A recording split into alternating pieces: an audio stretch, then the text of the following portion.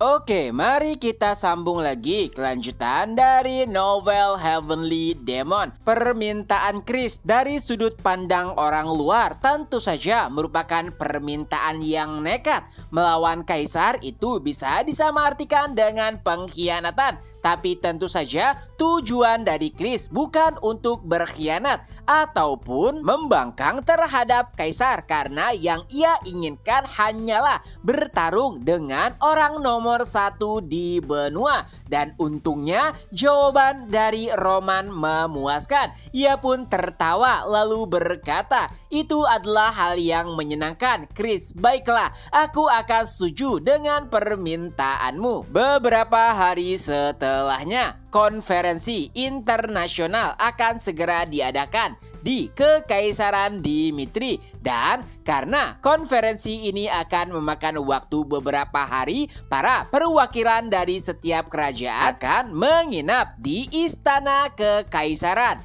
Nah, Istana Kekaisaran ini masih bersifat sementara, oleh sebab itulah terlihat kesibukan di mana-mana untuk mempersiapkan akomodasi bagi setiap tamu yang diundang, di mana kebanyakan dari mereka adalah raja dari setiap kerajaan. Para pelayan juga diminta untuk memenuhi setiap apa yang dibutuhkan oleh setiap raja. Dan salah satu pelayan yang nampak sangat sibuk adalah William. Ia bahkan dimarahi oleh seniornya karena tidak telaten dalam mengurusi beberapa hal yang diperlukan oleh Raja Frank. Walaupun Raja Frank bukanlah orang yang suka kemewahan, tapi ada beberapa hal yang harus ia penuhi saat raja dari kerajaan Frank menginap di Istana Kekaisaran. Intinya setiap raja itu memiliki raidernya masing-masing.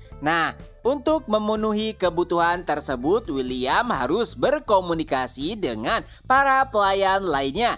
Tapi suatu ketika, secara tidak sengaja William membuat masalah dengan pelayan lainnya. Ya, awalnya William hanya menganggap jika itu adalah pelayan biasa. Ternyata sosok tersebut membuat setiap pelayan terkejut karena itu adalah Hans, yang mana saat itu Hans sudah mendapatkan gelarnya dan menjadi Baron Hans. Tentunya para pelayan nampak sangat terkejut karena Hans sudah menjadi Baron. Bagaimana bisa ia masih melakukan pekerjaan pelayan? Beberapa hari sebelumnya ternyata tidak hanya Chris, Kevin, Jonathan, Felix, dan beberapa orang lainnya yang mendapatkan hadiah istimewa dari Roman, melainkan Hans juga mendapatkannya. Walaupun sebenarnya Hans juga bingung kenapa ia yang hanya seorang pelayan dan tidak membantu apapun dalam peperangan juga mendapatkan hadiah yang besar, di mana hadiah yang diberikan Roman adalah menaikkan statusnya menjadi bangsawan.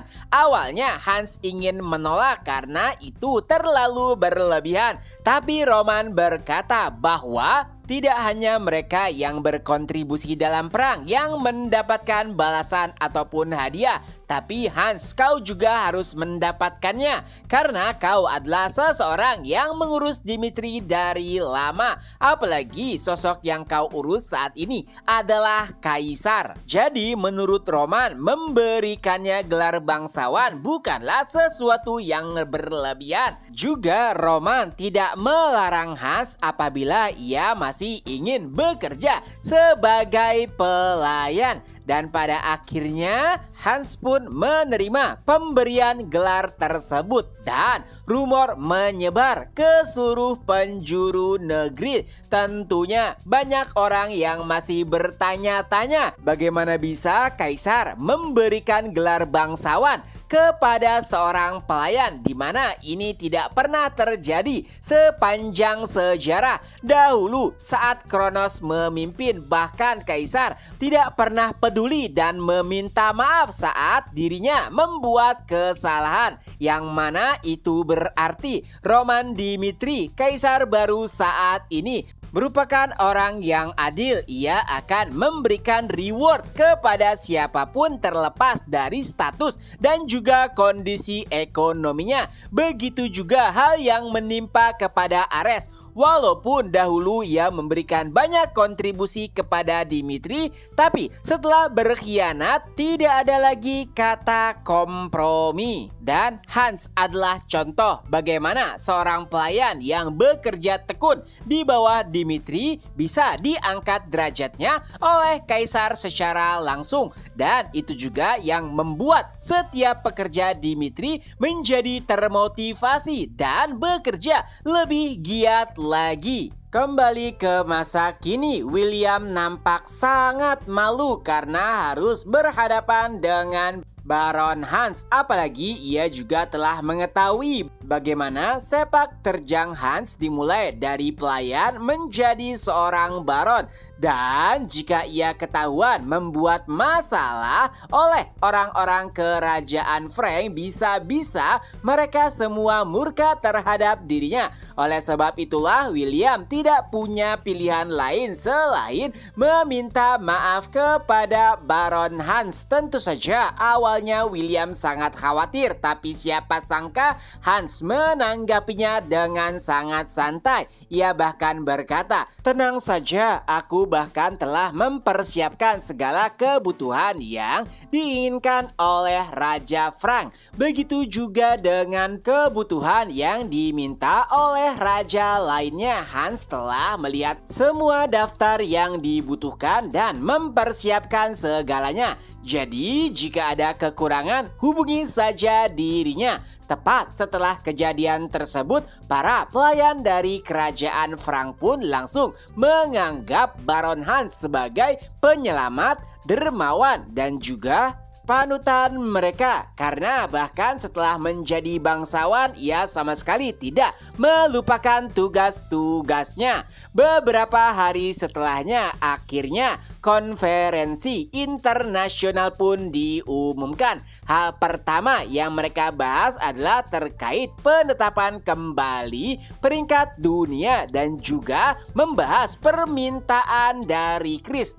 Raja Redford lah yang pertama kali berkomentar. Ia setuju untuk menghidupkan kembali peringkat dunia, tapi tidak setuju dengan permintaan Chris yang mana setiap pemenang bisa menantang kaisar, karena menurutnya itu terlalu berlebihan. Dan Raja Kairo juga memiliki argumentasi yang sama. Bukanlah hal yang elok jika kaisar bertarung secara langsung. Tentu saja mereka tahu jika Roman Dimitri adalah sosok yang kuat, tapi saat ini ia adalah seorang kaisar. Ternyata raja lainnya juga sependapat. Tapi Roman memiliki argumentasinya sendiri, di mana lagi pula dahulu ia adalah seorang pendekar pedang. Dan Roman bahkan sempat bertanya, "Apakah kalian mengira jika aku akan kalah?" Tentu saja tidak ada yang pernah berpikir seperti itu.